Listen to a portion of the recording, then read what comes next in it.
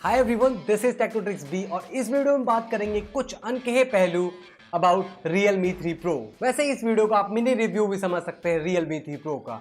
वैसे हम इस सीरीज में करते क्या है कि जो मोस्ट गूगल क्वेश्चन होते हैं अबाउट किसी भी पर्टिकुलर डिवाइस के बारे में, जो सबसे ज्यादा जिज्ञासु भरी चीजें रहती हैं, ये सारी चीजें आपको पता होनी चाहिए अगर आप फोन खरीद रहे हैं। तो बस आपको करना है इस वीडियो को लाइक और शेयर और चैनल को कर लीजिएगा सब्सक्राइब। तो फिर हम भी शुरू करते हैं।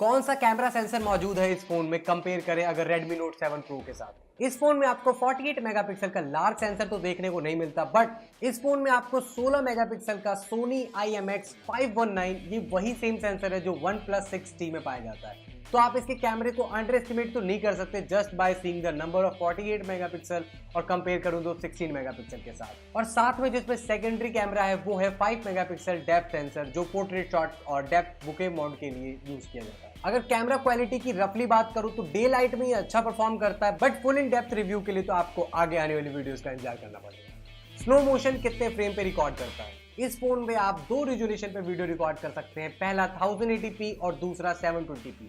1080p पे आप 120 fps रिकॉर्ड कर सकते हैं और 720p पे आप 960 fps रिकॉर्ड कर सकते हैं। बट दुख की बात यह है कि आप ये सारी रिकॉर्डिंग 10 सेकंड्स के लिए कर सकते हैं और आपको मैन्युअली वो 10 सेकंड सिलेक्ट करने होंगे जब आप जस्ट क्लिक कर रहे होंगे। रैंडमली आपका मोशन डिटेक्ट करके नहीं करेगा, जैसा आपको बहुत महंगे फोन में देखने को मिलता है। तो अवेयर ऑफ दैट। क्या इस फोन में भी सेम अंडरक्लॉक प्रोसेसर देखने को मिलता है जैसे स्नैपड्रैगन 660 Realme 2 Pro में देखने को मिला था? इसमें क्वालकॉम का स्नैपड्रैगन 710 देखने को मिलता है जिसके 2 कोर क्रायो 360 पे बेस है 2.2 गीगाहर्ट्ज पे, और जो बाकी के 6 कोर है वो 1.7 गीगाहर्ट्ज पे बेस्ड है। जो क्रायो 360 है सिल्वर और ऊपर वाला जो मैंने बताया था 2.2 गीगाहर्ट्ज पे वो गोल्ड। बेसिकली मैं डिफरेंस आपको अगली वीडियो में जो प्रोसेसर वाली है उस पर डिफाइन कर दूंगा, क्योंकि एक अलग ही टर्मिनोलॉजी चलती है तो मैं इस वीडियो से अलग रखना चाहता हूँ। बाकी अंडरक्लॉक तो आपको देखने को नहीं मिलता जैसे आपको पास्ट में देखने को मिला था। क्या इसके बैक पे भी गोरिल्ला ग्लास का प्रोटेक्शन है? नहीं, इसके फ्रंट में सिर्फ गोरिल्ला ग्लास का प्रोटेक्शन है जो है गोरिल्ला ग्लास 5 का वर्जन। इस फोन के पीछे आपको सिंपली पॉलीकार्बोनेट का फ्रेम देखने को मिलता है, काइंड ऑफ प्लास्टिक की, बट ग्लास देखने को नहीं मिलता और साथ में उस पर कोई प्रोटेक्शन भी देखने को नहीं मिलती। एक प्रो टिप, कवर जरूर यूज करना, अदरवाइज दिल टूटेगा क्योंकि ग्लास टूटेगा, पॉलीकार्बोनेट वाला। फिजिकल चेंजेस जो Realme 2 Pro से अपग्रेड होने के बाद आपको Realme 3 Pro में देखने को मिलेगा। अगर मैं फिजिकल चेंज की बात करूं तो आपको ज्यादा चेंजेस देखने को नहीं मिलेंगे। फ्रंट से तो बिल्कुल सेम टू सेम डिवाइस लगेगा, आपको वही नॉच देखने को मिलेगी विद सेम छोटा सा नीचे थिक बेजल्स जो ना तो ज्यादा अधिक है और ना ज्यादा कम, और पीछे बस एक नोटिसेबल चेंज देखने को मिलेगा आपको। अब आपको 2.5D जैसी शेप दी गई है पीछे जो आपको ग्रिप करने में फोन को काफी मदद देती है। तो बस ये एक मेजर चेंज है। बाकी आपको सेम प्लेस पे आपको बटन प्लेसमेंट देखने को मिलेगा और टॉप बॉटम एग्जैक्ट सेम। बाकी चार्जिंग की बात करेंगे आगे की चेंज है। Realme 3 Pro में PUBG की डिफॉल्ट गेम सेटिंग कौन सी है? डेफिनेटली इस फोन में आपको हाई डिफॉल्ट सेटिंग देखने को मिलती है और गेम आप काफी इजीली अच्छे फ्रेम के साथ बिना किसी लैगी इशू के साथ आप खेल सकते हैं। और एक ओवर टाइम के बाद जो हीटिंग इशू आती है वो आपको इस फोन में काफी कम देखने को मिलेगा। तो shout out to PUBG for the Realme 3 Pro। Does it have a USB Type-C? जैसा कि मैं पहले बता चुका हूँ इस फोन में इवन यहाँ तक कि ये चीज भी सेम है, USB Type-C देखने को नहीं मिलता, बट इसकी जो चार्जिंग जैक है वो डेफिनेटली काफी इंप्रूव है क्योंकि आपको वूक चार्जिंग का सपोर्ट देखने को मिलता है। HD+ कंटेंट जो नेटफ्लिक्स और वाइड वाइन का सपोर्ट कैसा है Realme 3 Pro के साथ? अभी तक के हिसाब से Realme 3 Pro का जो वाइड वाइन का सपोर्ट है वो L1 है, बट इसको सॉफ्टवेयर अपग्रेड के द्वारा L3 तक दिया जाएगा जिससे आप HD+ कंटेंट इजीली देख सकते हैं और वो बहुत जल्द हो जाएगा। लो लाइट या रात के समय कैसा परफॉर्म करता है इसका कैमरा? इन लो लाइट सिचुएशन में जो इसकी शटर स्पीड होती है कैमरे की अराउंड 1/10 हो जाती है, जिसको मैन्युअली हाथ से हैंडल करना काइंड ऑफ टफ हो जाता है, बट ओवरऑल आपको इमेजेस काफी देखने को मिलती है नाइट शॉट की हेल्प से। मुझे बेसिकली पसंद आया जब मैंने लो लाइट में चेक किया था, बट एक चीज रिमाइंडेड करना चाहूंगा, इसके बुके मोड रियली अच्छे हैं। अगर मैं लो लाइट सिचुएशन में बात करूं, एज डिटेक्शन भी इवन काफी बेटर है, बट अगर आप जूम करते हैं इमेज नाइट वाली की जो बेसिक प्रॉब्लम होती है बजट सेगमेंट फोन में, आपको पिक्सल देखने को मिलते हैं, पिक्सलेशन और डिस्टॉर्शन देखने को मिलती है। वो सेम चीज यहाँ पर भी आपको परसिस्टेंट होगा। ऑब्वियसली ओप्पो का कलर ओएस कैसा है, मतलब काफी बगी या स्मगी सा, कैसा परफॉर्म करता है जब आपने यूज किया। वैसे मैं बगी तो नहीं कहूंगा या मेरे को कोई क्लचर्स या कुछ भी मेरे को परफॉर्मेंस में कोई स्विचिंग बिटवीन द एप्स में कोई दिक्कत आई हो, ऐसा मेरे को कुछ दिक्कत नहीं हुआ। बट पर्सनली यार अच्छी फीलिंग नहीं आती, खास करके मेरे को फोन की ना सेटिंग जब मैं खोलूँ मुझे बहुत अच्छा लगना चाहिए, वो अच्छा नहीं लगता। आइकन्स वगैरह जो डिफॉल्ट होते हैं वो डेफिनेटली मेरे को बहुत बेकार लगता है। मतलब ओवरऑल जो यूआई है ना काफी कलर ओएस का मुझे बिल्कुल पसंद नहीं आया। अगर मैं MIUI से भी कंपेयर करता हूं तो MIUI का ज्यादा बेटर लगता है मुझे कंपेयर करूं कलर ओएस का। बट इस बेकार चीजों के अलावा भी आपको काफी अच्छे अच्छे फीचर्स देखने को मिलते हैं, जैसे जीस्टर्स आपको बहुत सारे इस फोन में देखने को मिलते हैं जो आपको नॉर्मल एंड्रॉइड या इवन MIUI से भी थोड़ी चीजें ज्यादा देखने को मिलती है। कितना टाइम लगता है Realme 3 Pro को चार्ज करने में 0 to 90%? लगभग इसको आपको चार्ज करने में मात्र 1 घंटा लगेगा, जो काफी इंप्रेसिव है अगर मैं नॉर्मली मिड सेगमेंट में काम करता हूं या बताऊं उस फोन के हिसाब से। आपको वूक चार्जिंग 3.0 का सपोर्ट मिलता है। बेसिकली इसमें होता क्या है कि जो नॉर्मल माइक्रो यूएसबी केबल है ना, इसमें आपको 7 कनेक्शन के हिसाब से भेजी जाती है पावर, तो 20 वाट पावर आपको सप्लाई की जाती है। इस वूक चार्जिंग की एक कमी ये है कि आपको पर्टिकुलर यही केबल यूज करनी पड़ेगी वूक चार्जिंग के लिए, क्योंकि 7 पिन से जो पावर ट्रांसफर होगी वो इसी केबल में होगी। अगर आप कोई और केबल के साथ यूज करेंगे तो आपको नॉर्मल वही सेम रेट के हिसाब से चार्जिंग देखने को मिलेगी, जो काफी लंबा टाइम होगा।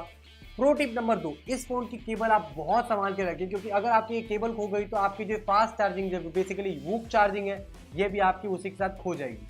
अभी उसके बाद अगला क्वेश्चन आता है कि इसकी जो बैक है वो प्लास्टिक है कि ग्लास है। Basically it is made of polycarbonate, और ये एक प्लास्टिक होती है, ये काफी टफ होती है, रेजिस्टेंस इसका काफी हाई होता है और ट्रांसपेरेंसी के मामले में इसको काफी अच्छी अच्छी जगह यूजफुल किया जाता है। यही सेम मटेरियल आपको Asus Zenfone Max Pro M2 में भी देखने को मिलता है, और स्क्रैचेस बहुत जल्दी इजीली आ जाते हैं और अगर आप खासकर से नेक्ड यूज करोगे तो डेफिनेटली इजीली आपके फोन के ऊपर स्क्रैचेस आ जाएंगे। तो मेरी रिकमेंडेशन ये होगी आप बाहर से अच्छा सा एक कवर खरीदे, काइंड ऑफ अच्छा सा, मतलब जैसा भी आपको पसंद आए, और आप वो यूज करें। वैसे ये Nokia 6.1 प्लस है, कैसे किया ये अगर जानना है आपको तो कार्ड में आपको वीडियो मिलेगी। समरी ऑफ अपग्रेडेशन, क्या क्या हुआ Realme 2 Pro to Realme 3 Pro। Basically जिसमें चेंजेस आपको देखने को मिलेंगे, बैटरी में आपको हाई जंप देखने को मिलेगा, साथ में आपको वूक चार्जिंग का सपोर्ट देखने को मिलेगा, परफॉर्मेंस में भी आपको हाई जंप देखने को मिलेगा स्नैपड्रैगन 660 से, वो भी अंडरक्लॉक से आपको अच्छा खासा एक स्नैपड्रैगन 710 देखने को मिलता है। कैमरे की ऑप्टिक्स डेफिनेटली बेटर है, not only on the spec sheet, reality में भी काफी फर्क पड़ा है उन दोनों में अपग्रेडेशन में, और साथ में प्राइस आपको सेम देखने को मिलता है। और गोरिल्ला ग्लास का 5 का प्रोटेक्शन आपको आगे देखने को मिलता है। बाकी टेम्पर तो पहले भी लगा के देते थे, तो उसके ऊपर अब भी देते हैं, तो ये बहुत अच्छी चीज लगती है मुझे किसी भी कंपनी की तरफ। अब आपके सबसे मेन क्वेश्चन पे, Realme 3 Pro लेना चाहिए कि Redmi Note 7 Pro। अगर मैं परफॉर्मेंस की समरी देने की कोशिश करूं तो मैं आपको इस वीडियो में नहीं बताऊंगा, पूरा मैंने स्नैपड्रैगन 675, स्नैपड्रैगन 710 और 660 के साथ मैंने कंपेयर करने वाली अगली वीडियो आएगी, जिसमें आपको रियल में बेंचमार्क्स के साथ साथ रियलिटी में जो चेकिंग होती है, इवन ऑपरेटिंग सिस्टम के साथ, वो सब चीज़ें मैं आपको चेक करके अगली वीडियो में बताऊंगा। अगर आप देखना चाहते हैं या आप कोई और प्रोसेसर इंक्लूड करना चाहते हैं उसमें, तो नीचे कमेंट करके बताएं, और अगर आप रियली इस वीडियो के लिए इंटरेस्टेड हैं तो मुझे सहमति दिखाएं कमेंट सेक्शन में। मैं डेफिनेटली जल्दी से जल्दी अपलोड करने की कोशिश करूंगा अगर मुझे अच्छा इंपैक्ट देखने को मिला। बाकी यार देखो, समरी के तौर पे बताऊं तो प्रोसेसर आपका definitely day to day life में Redmi Note 7 का अच्छा परफॉर्म करेगा, और जीपीयू वाइज बात करूं तो 710 जो Realme 3 Pro में है वो definitely GPU wise better perform करेगा। बट यार यही है, ऑप्टिक्स के कुछ ज्यादा चेंजेस पे आप फोन को डिसाइड नहीं कर सकते। बैटरी आपको दोनों फोन में सेम देखने को मिलती है। अब मेन जो डिफरेंस आता है ना, वो आता है कलर ओएस वर्सेस MIUI। आपको जोन सा पसंद हो आप उसकी तरफ जाएं। बाकी आपको बॉक्स में मिलता है, वूक चार्जिंग का डब्बे में ही मिल जाता है, डेफिनेटली आपके कुछ पैसे यहाँ पर सेव करेगी। बाकी लुक में तो आपको ऑब्वियसली Redmi Note 7 ही पसंद आ रहा होगा। बाकी अंदर के UI से डिपेंड करता है आप कौन सा फोन लेना प्रेफर करेंगे। कमेंट में आप मेंशन करें आपके हिसाब से कौन सा फोन बेटर होगा, और तीनों परफॉर्मेंस जो प्रोसेसर के बताए मैंने उसमें कौन सा प्रोसेसर अच्छा स्टैंड करेगा।